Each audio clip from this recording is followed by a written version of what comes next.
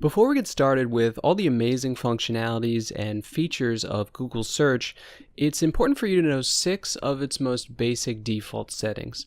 First of all, Google Search is case insensitive. It doesn't matter whether you type in dog in lowercase letters, whether you capitalize the D, or whether you capitalize the whole thing, they'll all be considered the same search term.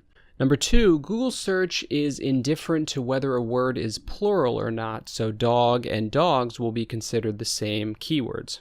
Number 3, Google Search will also consider alternatives to your words, so for example, if you type in dog, cat, it will look up pets as well.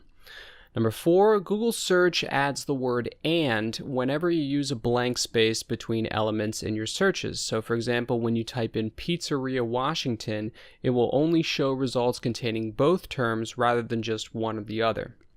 Fifth, Google Search will ignore parentheses, so you don't have to bother grouping your keywords together. And finally, number 6, search results will be displayed by relevance according to Google. So remember to keep these rules in mind as you're going through the course, and now that you have a clear starting point, you can get started with the tutorial.